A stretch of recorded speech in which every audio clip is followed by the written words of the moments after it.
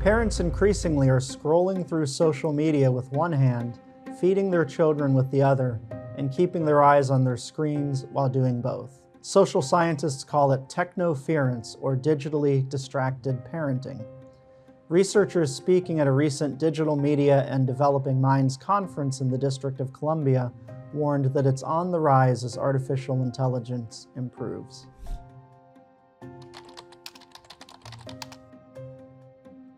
Hi, my name is Sean Salai, culture reporter for the Washington Times, and I'm here to answer your questions regarding the surge in digitally distracted parenting.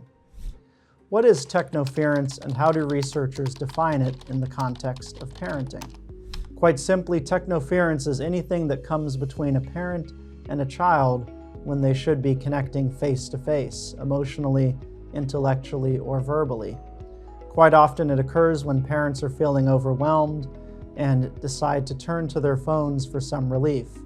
They scroll social media videos, they text with a friend, they look at a social media channel and interact with others virtually.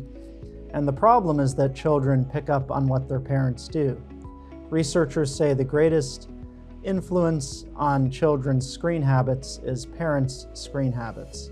And what we end up with is parents and children skipping a lot of time that they could be connecting over meals, after school, and in social circumstances. How has this problem been compared between generations? In older generations, they said that parents used television as a babysitter, radio as a babysitter, and there were once studies suggesting that television or radio could be damaging to children's health. Today, we realize that that's not the case. Today, we have studies showing that actually television and radio have a relatively benign impact on children. Even though they seem to be passive, they don't have the same sort of triggers and reward systems that social media have. Digital screens have algorithms that find out what kids want to see and feed it to them before they can think about it. It does the same with parents. And so social media, digital media builds up an addictive habit of rewards and systems in parents that can't be contradicted as easily. What might distracting parenting during activities do that's detrimental to child development? We used to think that something that was more interactive could be more healthy for children, that if they're interacting with someone on a screen, that could actually help them develop in a healthier way. What we find is that children who spend more times on screens in younger ages actually become more hostile, more angry, more prone to emotional outbursts. And in older ages, in teenage years, children often develop anxiety, depression, and a difficulty focusing because they're so drawn to the reward systems of their phones. How might prolonged parental digital distraction influence children's emotional, social, or cognitive growth?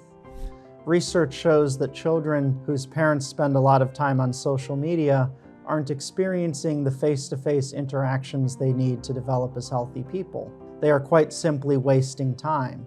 And wasting time is actually a bad thing for children in younger ages. Things need to be happening developmentally where they face and confront frustration, obstacles, and learn to deal with them in a healthy way that often involves conflict with others. By simply being glued to their phones, parents are teaching children to avoid those problems rather than confront them. And we are seeing increasingly that has negative impacts for society. How do digital social algorithms behave? Digital algorithms are simply formulas that find out what people want to see and give it to them. They often focus on pleasure centers in the brain and a sense of reward that someone gets from consuming a certain social media product. So quite simply, what the algorithm does is it finds out what you like, it calculates that, and if you're on YouTube or Facebook or TikTok, it starts to feed more of that to you before you can think about it. So instead of making intentional choices about what you're consuming, the algorithm is preventing you from thinking about and being aware of how you're spending your time. So you end up wasting hours on something that it wants you to waste hours on. How often do these habits pass on to parents' children? These habits quite often pass on to children without parents even realizing it. As I mentioned, parents aren't aware of how much time they're spending on their screens, and children are intently observing everything parents are doing. So when children look and see their parents staring at their palms, pushing buttons, and talking to them but not looking at them, children then decide that that's how I should spend my time. That's an appropriate way of going through life, is that when I feel like I don't want to engage with something, I can simply look at a screen and feel better about myself. The problem is that over time, that hurts you developmentally. While adults who have been formed with face-to-face interactions can do that and not be affected, children are doing it at ages when they really shouldn't. According to pediatricians, children shouldn't have any screen time at all under age 2, and very limited educational screen time in later toddler years. Something like Sesame Street is actually okay, but other programs don't really have much benefit. What strategies or interventions do experts recommend to help parents reduce technoference and foster more present interactions? Experts say that it's important not to shame parents for turning to their phones.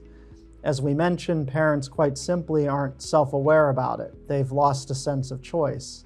And yet they can make a choice not to be in the situation where they're falling victim to the algorithm. So one suggestion that experts have is that parents simply make time where they put their phones away, lock the phone in another room to charge, and maybe during meal times decide we're not going to have any phones in the dining room and not have any phones at certain times when we're taking our children to a social activity or a sports event. And so these are some building blocks that can establish a foundation for better habits. Is an increase in the integration of technology and parenting inevitable? Well, most experts will say this is something we have to live with. We can't wind back the clock. And at the same time, 12 states have passed bell-to-bell cell phone bans in K-12 schools over the past year. The first state to begin enforcing this ban was Virginia over a year ago, and in the fall, New York will become the largest state with a bell-to-bell cell phone ban. Other states and school districts have decided to ban cell phones simply during class periods, but to allow students to have phones between periods. So this tells us that even though the technology is not inevitable, the way we use it is not simply predetermined. 20 years ago, every parent in America wanted their kid to have a phone at school in case of an emergency, and now we see both parents and teachers really going back on that trend. How could these findings shape public health policy or parental guidelines regarding screen use around children? It remains to be seen where school districts move in the future, but as I mentioned, things are quite different than they were 20 years ago.